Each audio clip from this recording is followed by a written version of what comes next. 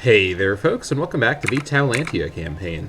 Last time, we finished off our first war against Oxwayoia in a limited but still successful peace deal. We then took on the nation of Pieria in a quick and decisive, opportunistic land grab for Dolentin and Nerona, which we're now fortifying, and we've turned into a colony as well, with long-term plans, of course, to make Nerona potentially our national capital. We'll revisit that idea in the future as the need does arise and the opportunity does arise. And we also launch into another, hopefully, quick and decisive opportunistic war against Liburnia, which we are now in the middle of. Our sieging force at Inona is looking pretty secure. The enemy forces are quite damaged. I believe I hit them in Idasa. Did I actually attack them? I actually don't think I did attack them because my forces are full and not damaged. I should have rewatched the previous episode, at least the very end before starting my recording. I think these guys actually were defeated by Issa, who are also at war against Liburnia. That's totally fine. Them being in the war shouldn't complicate things. If they manage to prevent me from taking any pieces of land that they occupy during my peace deal, that's fine. I have Idasa, which is the decision land from Liburnia, so that's what I ultimately care the most about. Of course, I'd like to also get Inona, although I have to get it either way because it's the fort. So if I just get Idasa and whatever else they don't manage to siege in the background, that is going to be totally fine. Let's go ahead and resume. Now, we also have our war against Oxwayoia planned for later this year, I believe late October. We'll have to remember to also call our Omen on the 1st of October, so let's not forget about that the second time. I've moved my navy away. It's now hiding over in Lissos, just because we're trying to avoid having our ships be... having our ships take unnecessary damage, since they are not being paid for, because I need to save the money. But our manpower recovery is going quite well. So far, these smaller wars haven't really cost us any manpower, or substantially any manpower. So that's always good to see. If these guys keep moving around like this, they're actually not going to even secure, what's this place called? Arky Roundton, which is a great name for a location. And if they do that, if they don't even get this, then I'll be able to grab that in the peace deal. I think if they've occupied a location, I can't take it in my peace deal, but as long as they don't actually siege it, I should be allowed to. I guess I'm not entirely sure if I'd have to occupy it too. If I have to miss out on something, that would be fine. It would be annoying because I do want to fully annex Liburnia, get them out of the game, and out of the way. Oh. That's right. They are out and about here. That's fine. They can take Dolentin. They're going to probably come into the zone of control of Lucidian. I guess they have zone of control, or I guess they have military access through Dalmatia. That's totally fine, as long as they don't stop at Nerona and kill all the Taulantians that just moved over there. I completely forgot that they could probably get access through Dalmatia. Actually, no, I have access through Dalmatia, which, now that I think about it, I probably should cancel this now, so I don't accidentally not cancel it before my war against Oxwayoia. I don't think I need military access through them again. Let's go ahead and cancel the military access with Dalmatia. We're going to make an assumption here that probably this war is about to wrap up fairly quick here. So, looking good. Okay, yeah, they're going to come work on Salthua. That's fine. Probably are not going to depopulate it. Now they're in the zone of control of Lucidian, so they can either go back or go up there. I guess they're going to go back. Just don't go to Nerona.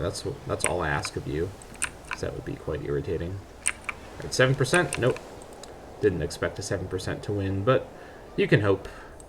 And I do hope, that despite all the evidence showing that that hope is misplaced. Okay, they are going to go for Nerona. That is irritating, but probably not going to be able to do too much damage to it. I should have realized that this would be an issue in this war. Oh well. Touched by Hermes. Epidomnos has seen a huge influx of traders and travelers from far and wide recently. One of our advisors jokingly suggests that we must have been blessed by Hermes himself. It might have been a joke, but paying our dues to the god might be a good idea nonetheless. It could only be a boost in long-term business, right? Some good options here. Epidomnos' local tax is going to be worth essentially nothing, so this probably isn't better than this one. Actually, no, they both give me that modifier. This gives me more flat gold. This gives me a national bonus. National tax 5%. That might be worth something, actually. Let me take a look at my national tax. Well, I am getting a large amount from Illyria Greca. Maybe Epidomnos' base tax isn't quite as bad as I am assuming. 0.08 is actually nothing to sneeze at. That's going to be high above any of my other locations, because it's one of my only cities. I think it is my only city, actually. So either way. The question is 5% for... How long is this? This is going to be for 20 years, I believe. Is that better than... Oh, wait, hold on. That's loses 15 gold, not gains 15 gold. Okay, this is definitely not worth it. Yeah, because I was just thinking this is gains 22 and this is gains 15. This is actually loses 15. So this is definitely not the right call. I really doubt that... What would be the difference here? Let's see here. About 37 gold. Is 5% tax worth 37 gold over 20 years?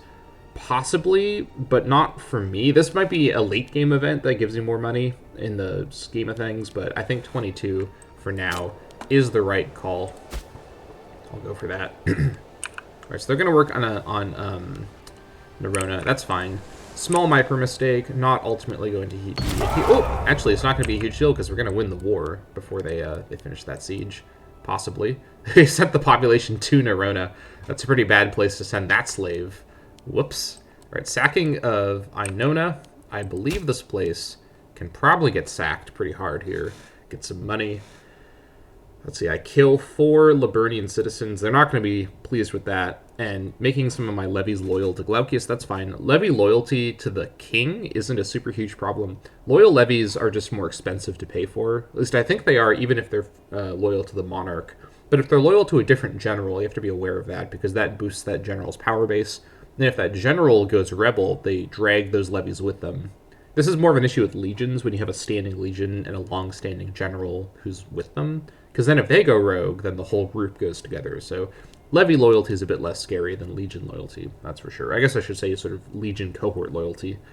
So let's go ahead and give it the big sack here. Yeah, so we're gonna grab this stuff. Is this gonna come under control? I think it will. I don't believe I can take the whole province yet. No. What's the issue? Oh, I actually can, just not quite this second. Let's see if I... Well, if they take Nerona, that may... It's fine. Once I grab this, even them taking Nerona shouldn't be a huge deal. Okay, we lost 2 population, actually 2 Inona, ironically enough. That's a little strange, but that's fine. I don't know if I lost 2 Taulantians or what happened, but them controlling Nerona shouldn't change the fact. Once we grab this... Yeah, there we go. Now we'll take the peace deal, and it won't matter that they grab Nerona. We just lost 2 population. I guess actually they'll be in Inona now, so I can probably just move them back from Inona. I basically just turned 2 of my people into slaves, and I can move the slaves from Inona back to my land if I so desire. Let's grab this deal here. We'll take the entire area of Liburnia. I don't think there's any reason to not just go for this, especially because it does open up a new front, another new front against Dalmatia, which will be handy shortly. Liburnia to Taulantia. I think this is the right way to do this.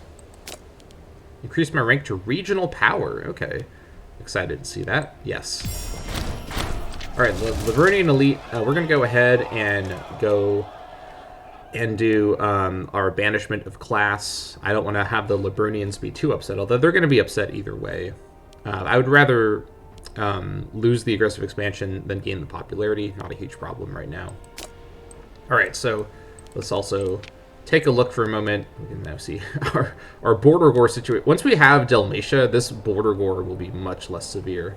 It's going to look a lot more cohesive, especially once some of these mountains turn purple because we surround them. Let's take a look at our regional power nation update here. So we've increased in rank, and we are now a regional power country instead of a local power. Since we are now an independent country with at least 25 territories, which is what you need to become a regional power, we have some new special rules. We can guarantee other countries, we can threaten war, and we can have alliances, which we already could have.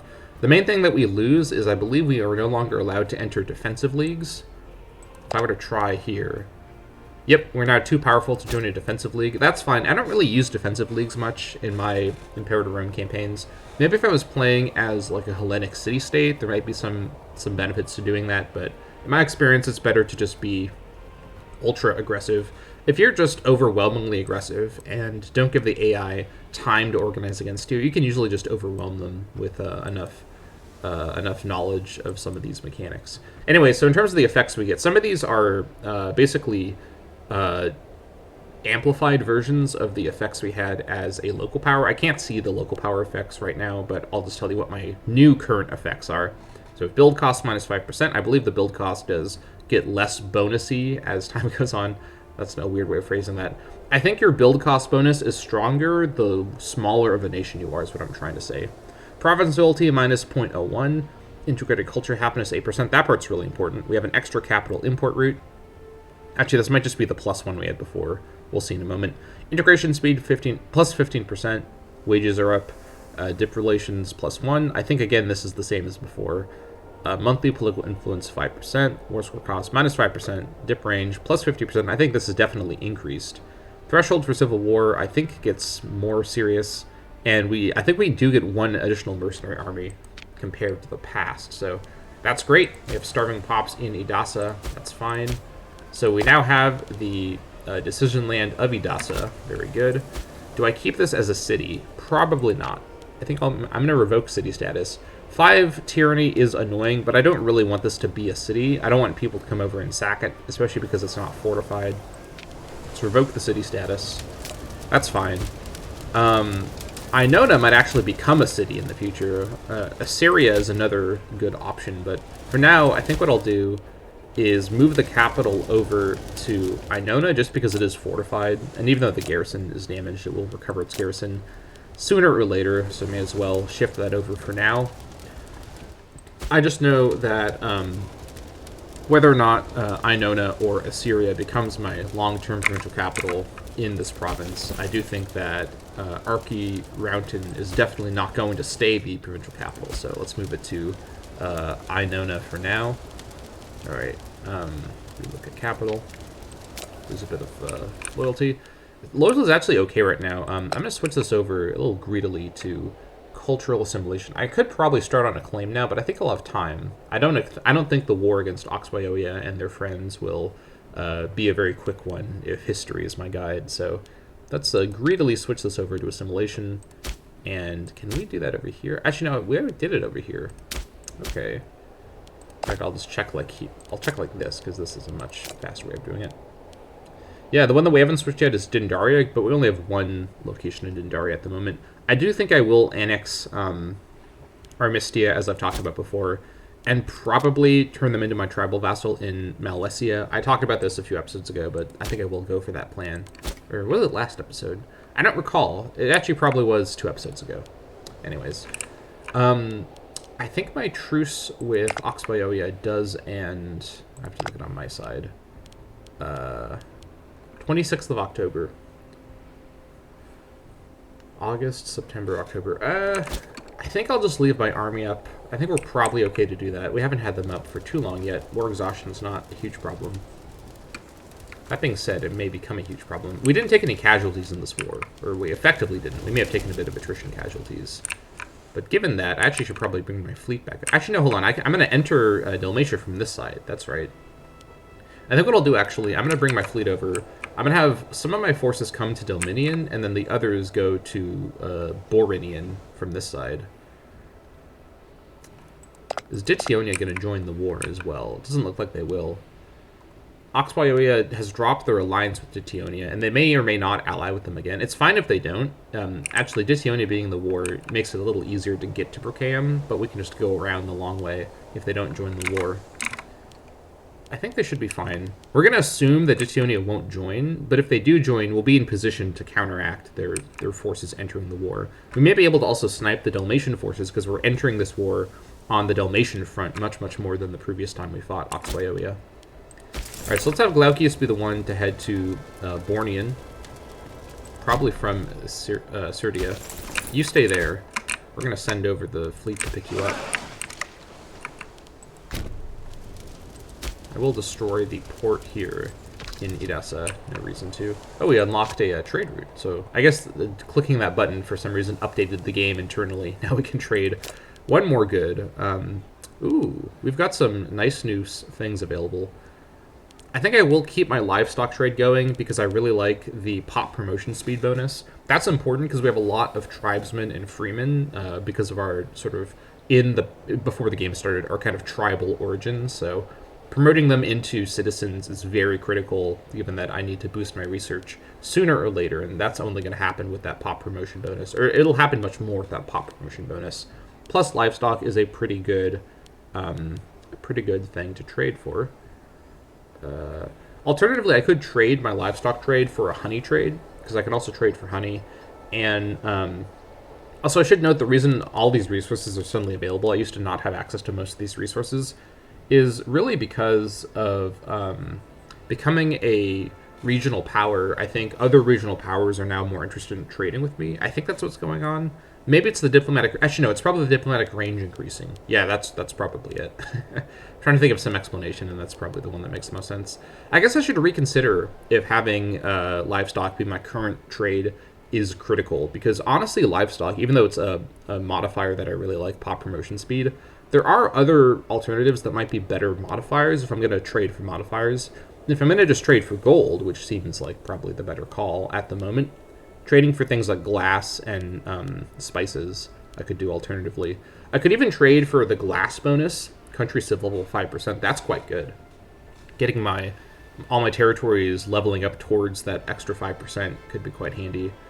I think because I have all these options available, I'm not going to trade for sheep right now. Livestock is sort of a lower tier surplus bonus to go for. I got it before because livestock was all I could get, but with other options available, let's trade for glass. Looks like we can reach Egypt now. So this is all probably Egyptian goods.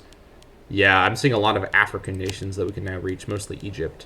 So let's trade with Egypt. Hopefully this will stop Egypt from attacking me. If you thought I was scared of Macedon, get ready for me to talk about being scared of Egypt, because in this game, Egypt is an absolute monster. Egypt doesn't really have the same internal instability problems that some of the other successor kingdoms does. Weirdly, despite being in the worst position conceptually, because it's, of course, tons and tons and tons of native Egyptians being rolled over by a small Greek minority, but Egypt usually keeps it together in this game.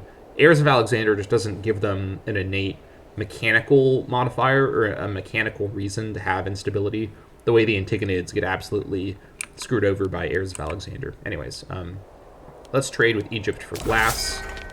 All right. Looks good to me. Country civ level, and it's mostly just for the value of the glass, because it's quite a valuable resource. And then our last trade slot will go for spices, because that's the other, also with Egypt. Just for tons and tons of money. Yeah, that's going to help out a fair bit. Good stuff. Okay, with that done, we are looking good. Let's resume. Rising from... Oh yeah, so now that we are a regional power, we have one more great family to put into our nation. Rising from obscurity. Holy moly, let's talk. I'm still drinking my coffee, so apologies if the commentary is a little tongue-tied. Taulantian fortunes are rising. Over time, our kingdom has achieved both greater wealth and power. Traditionally, we have relied on the ability, valor, and dignity of our ancient and honorable families, but with rising fortune, there is also ample opportunity for new men of quality to rise beyond their birthright. Some families have to a greater degree than others achieved power and influence in our kingdom, and there's perhaps room for one of them to leave a lasting legacy among the Taulantian elites. So we could bring in our governor of Greece, Zyros Skeudid. He's been around for a while, so I do trust him. He's not a problem character. Not the best stats in the world, and I don't know what his family will look like, because this basically generates a family for that character. And he'd already be in position. Having a family head be a governor, though, I'm not as sure about that. I could make the Chancellor's family a new major family. This guy's, I think, a pretty good Chancellor. I think this is the 10... What's this called? 10 charisma that he's going with. So the Aliazonids, that could be our family. Or this guy here, I don't think he's in office for anything, but I could invite him. I think I'll make the Chancellor the family. I think having a family head who is a officer is probably fine. The issue here is I don't know how large the family will spawn, and I need to get as many of them as I need to into government positions to keep them from being upset. And having one already be in government might be a good start. So let's accept my Telos Aliazonid. All right, so already they're scorned. Wait, hold on. Are you the family head? Wait a minute.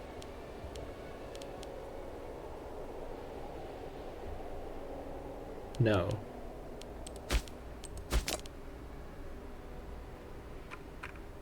Wait, hold on. That guy's not the family head. You're the family head. Okay, so it generated a different family head. Okay, that's interesting. Either way, that's fine. We'll just get somebody else here into the government. Okay, let's address this now. I could probably do this on the 1st of October because that'd be a pretty natural point to do some government switching. In fact, actually, yeah, let's wait and do a couple things on the 1st of October, including addressing the family stuff, because I want to switch around some of my officers, and 1st of October is a pretty natural stopping point to go for that. I also think I will. No, I'll keep the port there, so I'll build a city there in the future. All right, this is all looking fine.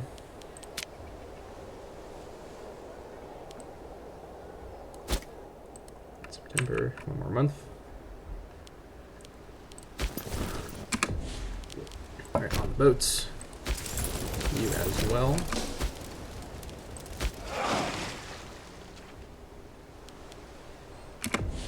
Okay, head towards Nerona. Sweet. Let's get this going here. Yeah, this is about as high as I want my tyranny to be at. I'll keep a close eye on tyranny. Sometimes you can't avoid it, and I'm going to try to avoid doing Invoke Devodio for a little bit.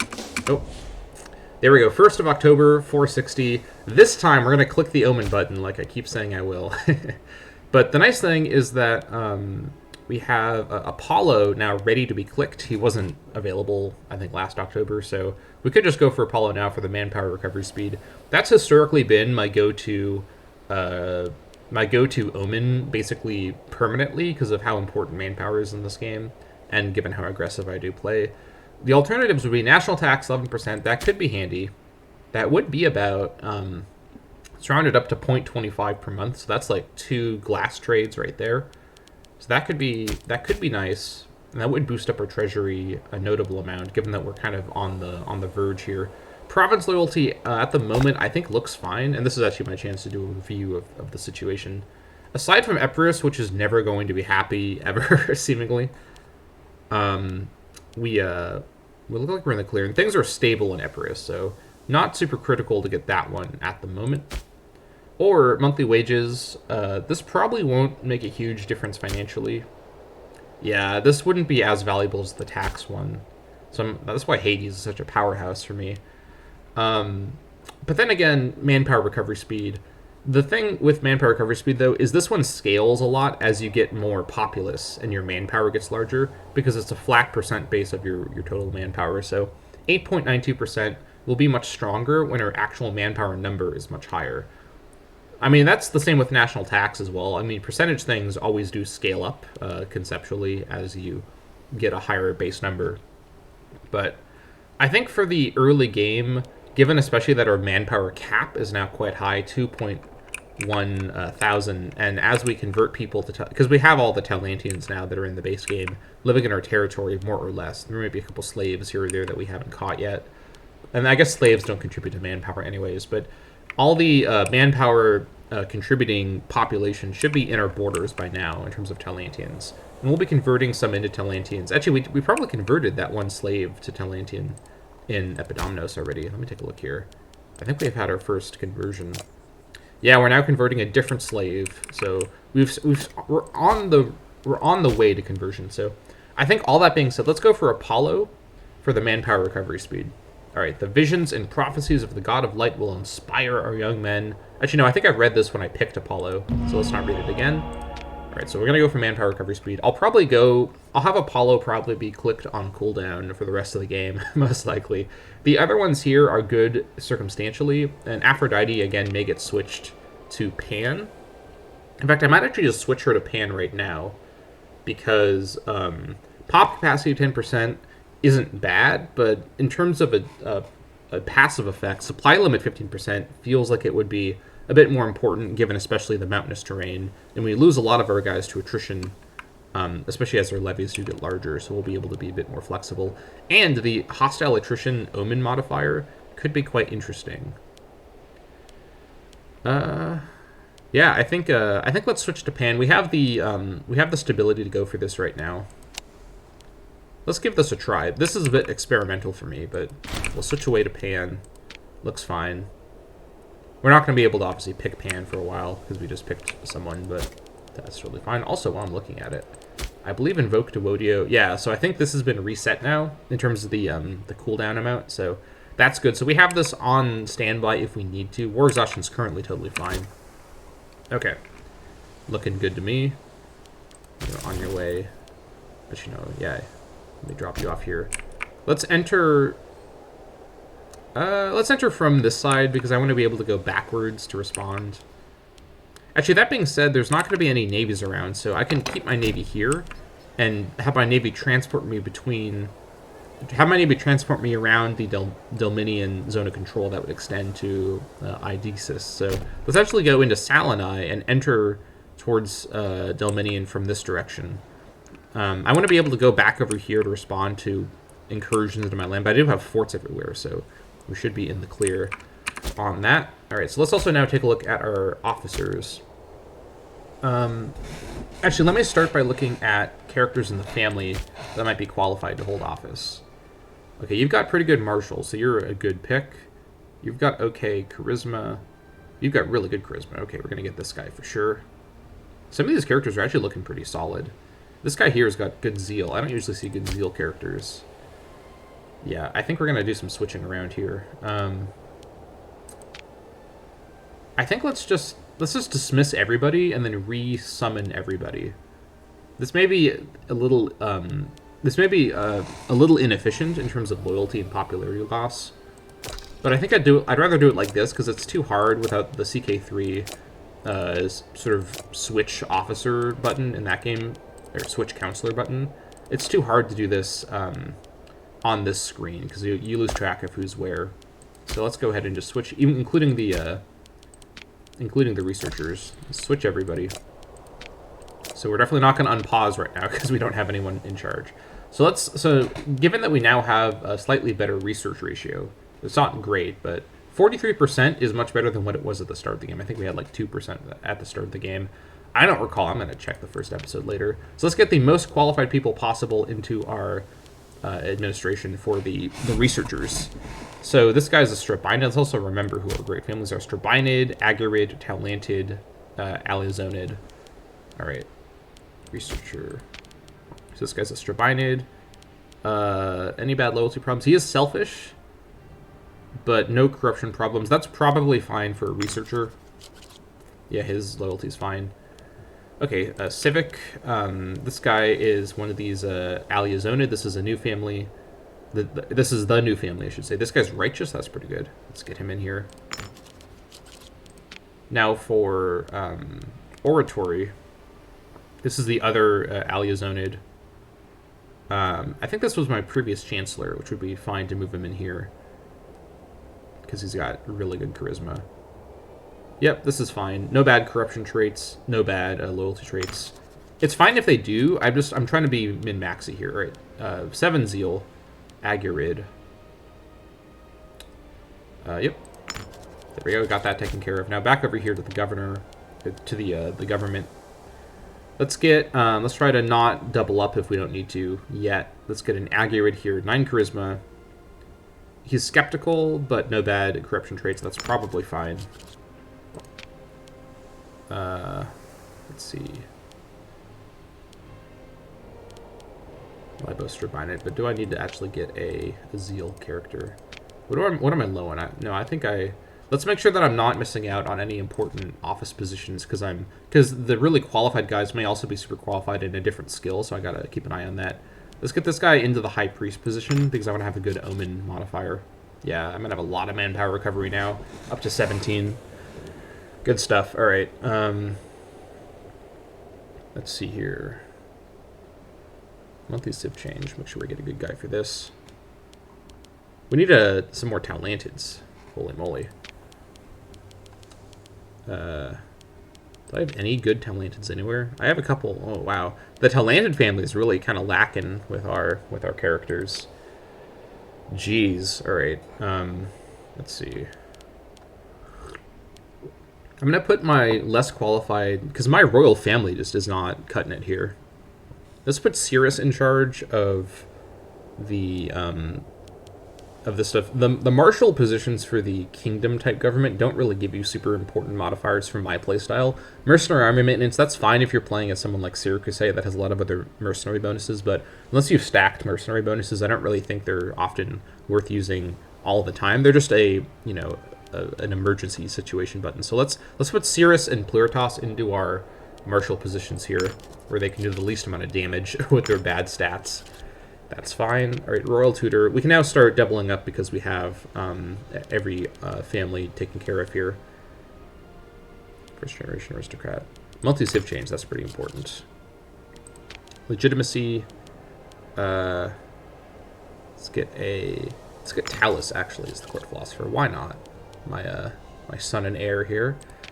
Possibly the king sometime soon. All right, now down here, let's not even get any minor characters. Let's just go for family characters just to really make sure everyone is in a secure position.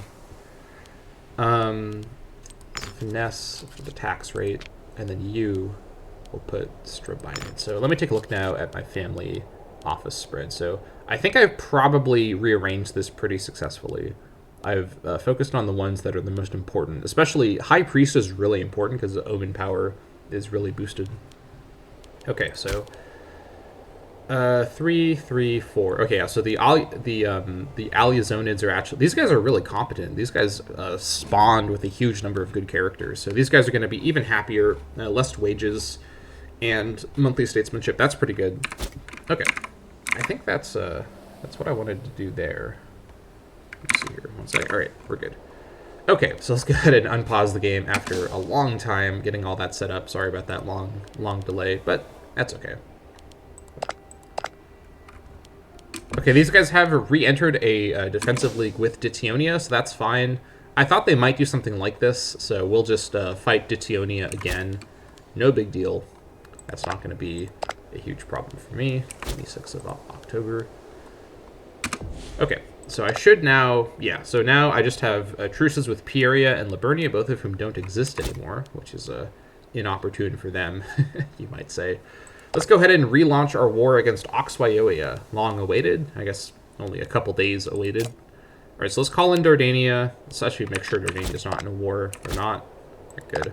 Any of you in a war? They've also, their connections with each other have gotten stronger from their previous relations with me. Now, Ditionia is allied with Duria, holy moly. But Duria, I think, is in a war and may not be callable by Ditionia because Ditionia is a league partner of Oxwaioia. This is another time where I'm not sure how that works. Actually, no, because Ditionia was allied with Dalmatia, and Dalmatia, I think, may have called them in. And then they may have later allied. I don't remember from the last war what the order was. It doesn't matter. If Duria gets called in, they're too far away to really make a huge difference. They might be able to access here through this land here, but I do have my fort here, so we should be fine. Anyways, let's declare the war. Let's stop yabbing and get to it. So let's go ahead and take Darcia from Oxwaioia and all of their friends and call in Dardania. Yep. Let's go for it. All right, the Illyrian local power of Oxwaioia, Dalmatia, Ditionia, and Ormistia have rallied together to defend this war. Round 2. We're going for it again. All right, so let's head straight to Delminion. All right, I forgot to take these guys off the boats. Whoops. So you're going to get off the boats. How long is this? It's a few weeks. That's fine. This 2K force is probably safe to go for Delminion right now. This force will follow them. Not a huge problem. Yeah, that should be fine. Then otherwise, I think we're looking in the clear. Should just go for it here. We're not going to raise our navy maintenance because the enemies don't have any fleets in the Adriatic, so we should be fine. Okay.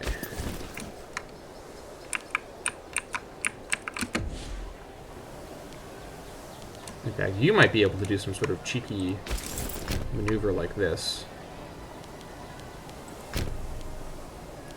Let me get it locked in, probably in a few days. Okay.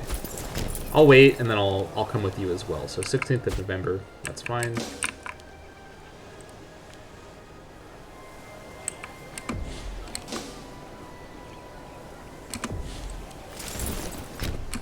Will I catch them? I won't catch them. That's fine. They can get away. This would be a pretty bad fight. I guess it is just forest, to be fair. Alright, so you head on up to Splounon. Let's get this under control early on this time. And now head for Dominion.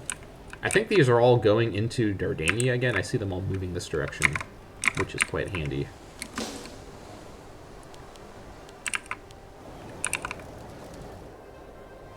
I want my more forward siege at Dominion to be where my forces are. Fortress under siege, good stuff. Alright, let's go work on Splounon. This might be a little risky with only 2k. If I take attrition, they may get dislodged, but it should be okay. Yeah, they're into Dardania now. This might be the last time Dardania remains my ally for a war like this. This is a very long walk. Alright. Fortress under siege at Splounon. Good stuff. They may react to me, but once I get these two fortresses under my control, the war will be in a much better state because I'll then be able to re-enter the war from the south as I need to. Let's keep an eye as well on whether these guys do get called in. Hopefully not. Okay, things are looking good. We're also, with this war, I'm not going to take another halfway peace deal. This is going to be a full annexation type deal, so I think I have the manpower stored up now to go for something like that, and I can call mercenaries if absolutely necessary.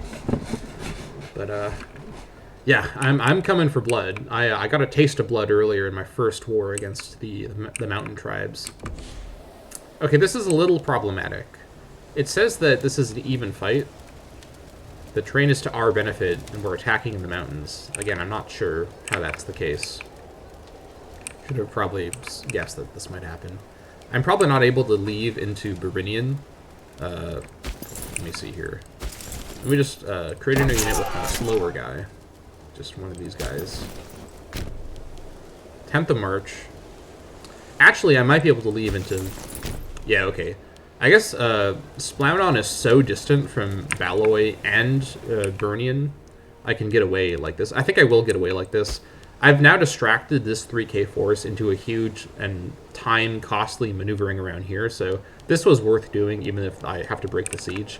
The siege at Delminion is much more important because this controls movement around this whole area. So let's actually withdraw like this and come over towards Delminion. In fact, we can go to, let's go to Ozinian for now. No need to be too creative there. So that's handy that I can get away there. I was a little bit worried that I'd lose that 2k, which would have been in... Oh, we got a breach at Delminion. Also, we are a little low on food. I've been very aggressive with these forces. Being low on food isn't great. Well,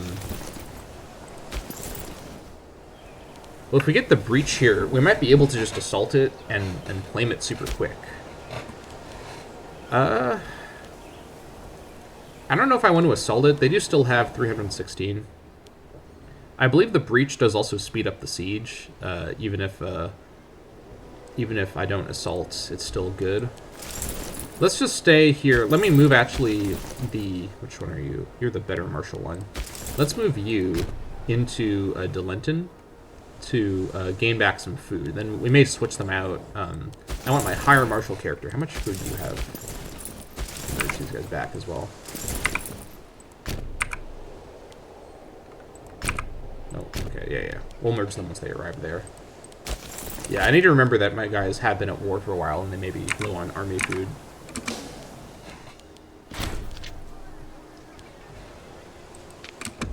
Oh, whoops. Okay, you stay there. Let's not break that siege by accident.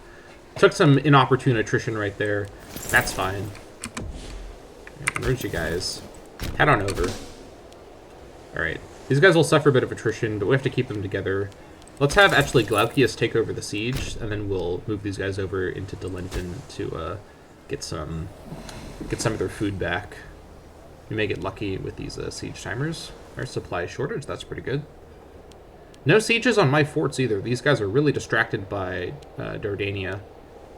Actually, they may start working on Grabion here soon. I'm glad I didn't lower my fort maintenance as a result. Alright, they're going to go work on this, or not. I don't know what they're doing. They may go work on Trigorian. That's totally fine. We're going to win that siege race for sure, especially with the breach. Fort shortage, that's pretty good. They may come fight me here, in which case they can go for it. I'll happily fight them in the forest with my numbers. Once we have a Delminian, the movement situation will be much resolved. Occupation of Bornean is lost. That's fine. We'll get it again in a moment. Okay, they're gonna go for this fight. A little strangely. Not sure what they're thinking. Especially now that I'm gonna be the defender. Ooh, that's real bad for them. And these guys are locked already. Rip. Well, that's Oh, I guess they're not locked. Wait a minute, weren't they locked? Did I just imagine seeing that they were locked? I need to rewatch that footage because it looked like they had the locked icon to me. Okay, well, whatever's going on, can we catch them? No, we can't catch them. Ugh, that's fine. Let's go ahead and actually, I think the food should be okay as long as they're beneath the supply limit. Let's go grab these locations, including actually Brockeum. Let's grab these really quick. Yeah, I'll then move back over and try and fight these guys over here. Now that we have Dittonia under control, I'm going to move my navy back over to Epidomnos just for safety purposes. Don't think I'll need it over in this area now. I guess I could keep it around just to have the option.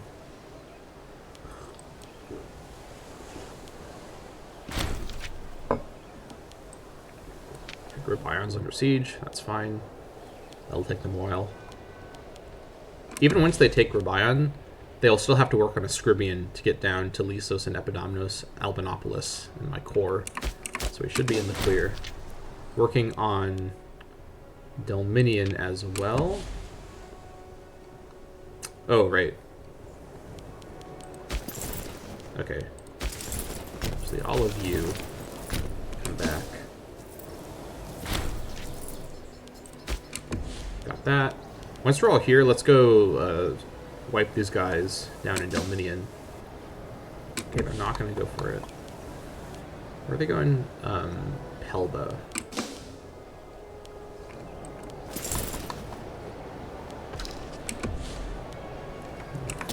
That's fine.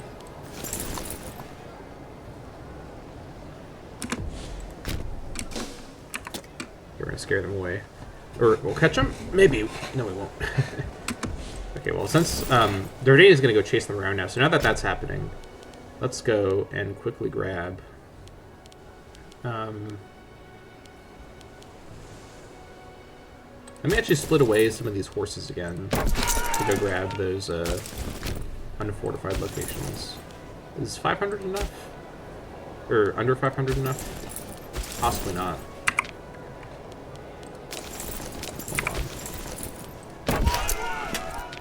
Look at a larger horse unit. Head to Brockeum. And get your 1,000 horses. Head to Bistuanoa. Alright. And everybody else head to Borinian. Alright. Actually, no, hold on. My non-horse force head to Salinai. And then I'll have the horses go and grab Borinian if the Dalmatians don't grab it for me. I could also go and try and face them at Grabion, but I'd rather get this stuff under control first. Gorian. Alright. That's fine. I'll catch these two forces split apart, which is very important. Oh, we've got a lot of slaves from around in there. Good stuff. Alright, you head on over to Splounon.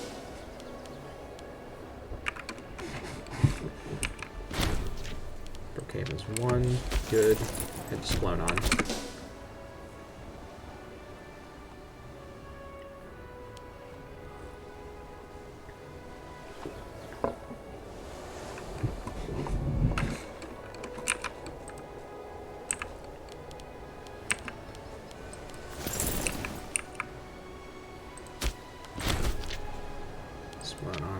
Siege, good. I'm willing to fight them here with my entire force, but I don't know if they'll make it back up in time. Or they will in time if they really want to. But if they, this might not be an easier way of doing this.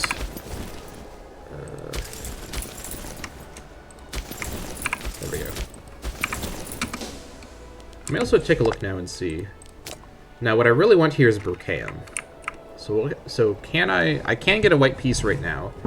Which I obviously won't. There's no reason to do that. But it's good that I have the option. They'd accept this. They're not going to accept, because I need to reach Brookhaven. And this would be quite nice. But this would not work at the moment. What's the minimum deal that would get me to Brookhaven right now? Just in case there's some emergency. This would be a very... This would be a very weird peace deal, but we're going to do it like this. I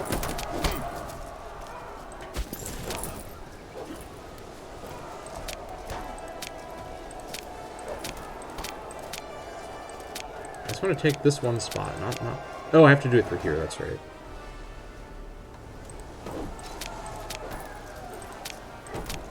So this would be the... Conceptually, the minimum peace deal I'd go for. I'm not going to go for that, obviously, but that's good to know that that's what that would look like. I don't want to do it like that. I want to actually get this territory. Peace offer from Oxwayoya. No. Not going to go for peace. As usual, Dardania is about to get absolutely defeated. That's fine. I have another layer of forts down here, so I think in the fort race, we're looking to be in a good spot here, because we can siege race them and Splounon. If they siege down... Gorbayan, they're going to have to still work their way through Escribian, so that'll be fine. If they siege Trigorian, that's also okay, because then they'd also have to siege Delminian and Nerona to even get over here, and then there's also Luisinian. I'm basically looking to be in a good spot. And once Splannon's under control, I can also grab Lusaba, go clear out these guys over here at Trigorian, regain Bornean, and then finally push in to Pekina and make my way into Armistia, so... Basically, because we focused on Dalmatia first, I think this war is going to go a lot smoother than the previous attempts at the same conflict. So, we'll see how this goes, basically. In good hands, the ongoing war has taken up the attention of King Glaucius as he leads our armies to inevitable victory. While Taulantia does have bureaucratic momentum, there are many issues that await the capable hands of the legitimate monarch. In the absence of the king, Consort Barawaya has taken on some of his responsibilities and is doing her best to address the most pressing concerns. Barawaya gets some modifiers. Okay, that's pretty good. Or not modifiers, but get some bonuses. Fine with me. Water shortage. Hell yeah, that's what I like to see. This fort up here in Splounon has just been the bane of my existence. I'll probably keep it because this is a very good fort location for Illyria. I guess it's in the middle of Illyria, but either way, I'll probably keep the fort here. This is quite nice. It's so far away. Neglected hub.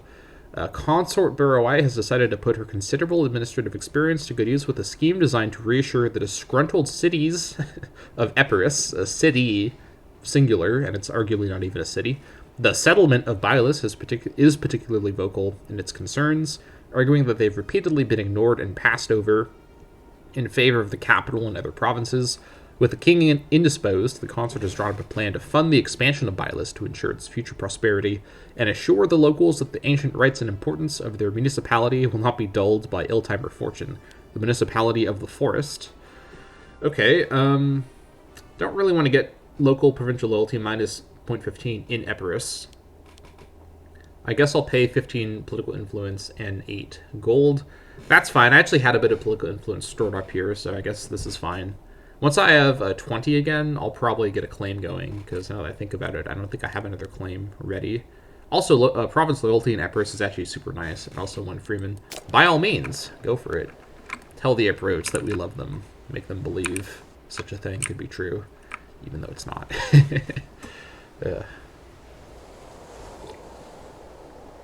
Alright, this is going much better. We can also go south through Boruan. Okay, 14%. Let's see if we get this one. And go stop them at Trigurian. This is a fight we should definitely win. Defending the farmland with our cavalry army. It's going to be good. Should be good. If they do get Gravion, that will be irritating, but not going to be ultimately a huge problem, because it won't stop us from getting to Pekina and Resetia.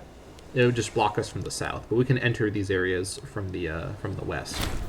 14% siege win? What? Oh my god, the gods really are favoring me this time. Wow. Alright, so let's go ahead and head down to Burbinian. Let's also grab away one single little force of guys. The 8th levy. You're going to stay in Burbinian. And the rest of you are actually going to go straight for Trigurian. They're probably going to break the siege and run when they see me coming, but that's totally fine. Alright, with Sploundon under my control, I'm feeling a lot more confident now. I could go straight for Pekina, but I want to clear these guys out here. This force will be an issue if I leave it alone. If they win a super low siege win, okay, 7%, that's fine. Looks like they might break the siege because they see me coming. Offer for sue for peace from Oxwayoya. No, I'm not going to do it, Oxwayoya. You know it's coming for you. Absolute destruction. I could bring the 500 with me and just double back later, but I'm pressed for time. I don't think I want to wait. Really? Unclear which side? Really? There's no way. Absolutely no way. One extra Marshal, 9 versus 10. Higher morale? What? Barely. I completely disagree. This should not be yellow. This should be a green, likely victory thing. I don't understand this game's combat system. I just don't. How can this be an uncertain thing? Or whatever. Well, this force will come and relieve if needed. See, I just want to feel confident about my abilities with this game, and it just keeps making it hard. So, I guess we'll take a couple casualties, because this is a pretty large fight. That's fine. We need to dislodge this army from Trigurian either way. So, we're going to win the fight, but probably take a couple hundred casualties. Okay, I guess we take 1,000 casualties. I guess we are technically fighting in the plains, so I shouldn't expect huge defensive ratios, but that's unfortunate. That's a lot of damage to our manpower pool. But that being said, in this war, there was no way to avoid a big fight like that, even though I've been trying to in the past. We need to get this army dislodged and running around. It's going to have to go all the way back to Pekina, because it doesn't have a white flag location that's closer, and we'll just follow them over there. I could also probably win the war now, especially once I get Leyu Saba, which I probably should get around to doing. I have to send one force up there, send some cavalry up there.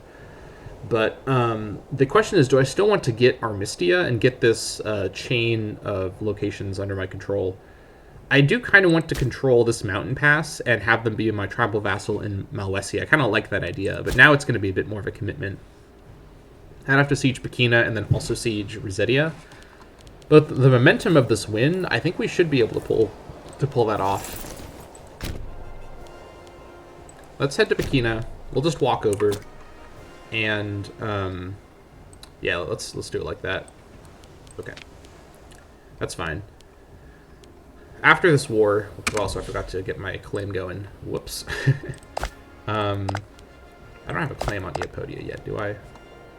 No. Although Korikon, I think, is the location. I think Chersos just conquered it from you. I'm going to look at my decision again. Yeah, it's Korikon. So I don't need to actually technically fight Eopodia anymore. Now I'd actually have to fight Chersos, which means fighting the Italiotian City-State League that I talked about before. That's fine, because I don't need to actually conquer these places. I just need to conquer Korikon. I can get them in this war, of course, but if I'm just able to grab Korikon really quick and then finish the war ASAP, shouldn't be a problem. Now, I don't have any claims on those guys already, do I? I don't think I do. No, I have to generate something. That's fine. Let me generate on Chersos, and I'll just fight the League. I might do a super quick peace deal where I just grab Korikin after I get Chersos, because it's in the zone of control of that fort. And then I don't bother about taking this land. I could siege down this stuff and take the land, but I can also just come back for it later when I have the Illyrian claims from forming Illyria. So let's just grab Korikin really quick here. All right, I fabricated a claim on Chersos for Histria. All right, get that underway. I missed a couple months on that. That's fine. I want to take a couple months actually to recover my manpower after this war anyways, because I'm nervous about the manpower shortages I may start to have. Let's also send my damaged cav over to quickly grab Lusaba while we're in an opportune situation here. Now it's just a waiting game to reach Pekina.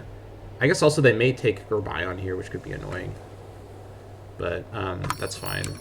Sue for peace, no. Well, I guess I will take a look now and see. All right, so let me reset.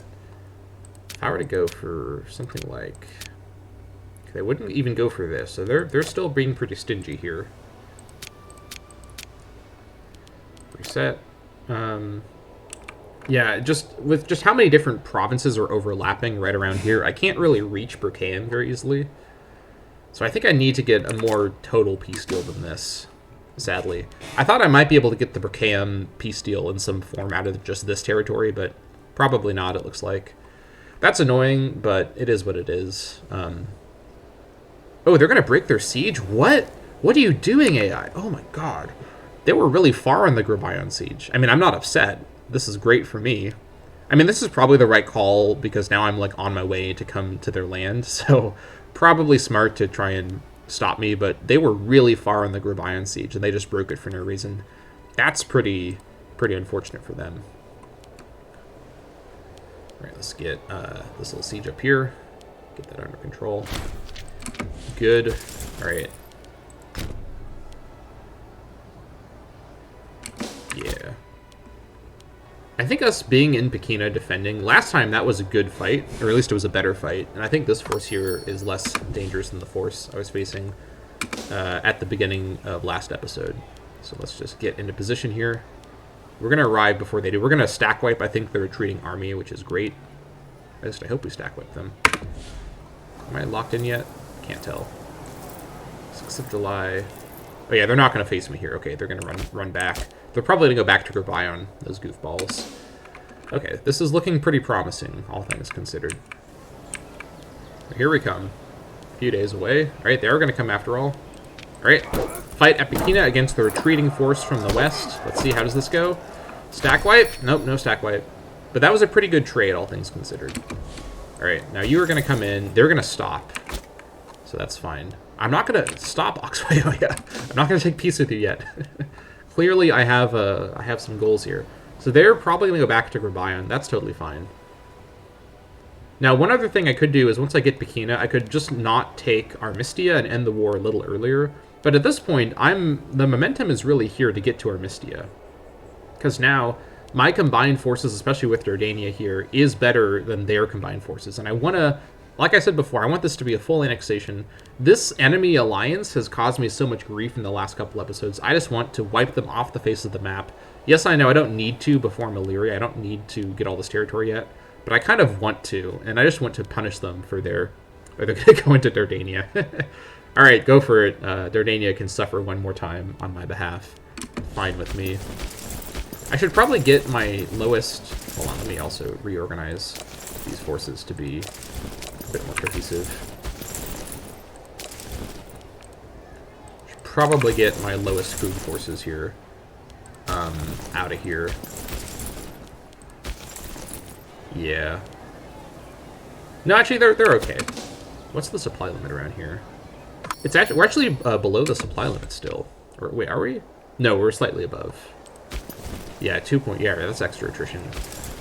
I mean, we're already basically now out of manpower, so the attrition isn't going to matter. Once you're out of manpower, the attrition will just try to take manpower and fail to withdraw any from your pool. So weirdly, once you're out of manpower, the attrition isn't as big of a problem. It's just when you have manpower pooled up, then it's an issue. Now, even if they do a bunch of full sieging in Dardania, that's not going to be a huge problem for me because I can still fully annex them, or at least mostly. I don't know if I will be able to with the war score that I'll need, but I think it should be fine. Oracle of Delphi. The Oracle of Delphi has been the rise and fall of many legendary heroes. Ill tidings arrive from the Oracle with a messenger bearing news of the bad times to come, unless Taulantia is to get a new leader. The nobles of our society start looking at Glaucius with skeptical eyes, as the Oracle herself is said to be has said he is ill befitting a leader. Maybe it's time for change of leadership. I'm just gonna pay the money. That's annoying, but not much to do about that. Just gotta bear with it. All right. I actually think, given that I went overtime last time, let's actually end the episode here on schedule, just even before the time has happened, because I'm not going to be able to finish sieging Rosetia within this episode. I think I do want to go for the full destruction of all these locations, including Armistia. I want to get access to this this passageway and turn Malwesia into a tribal vassal, or Armistia into a tribal vassal in Malwesia, and do that whole plan. So that's going to be it for this episode. Thank you so much for watching this bloodthirsty episode of the Taulantia campaign. Despite being back in this war again, like the previous two episodes, things are looking much better than before, and I think we are well positioned at this point to pull off a pretty resounding victory against our old enemy, the Oxwayoian Mountain League, and things are looking pretty good. So thank you so much for watching. I'll see you all next time.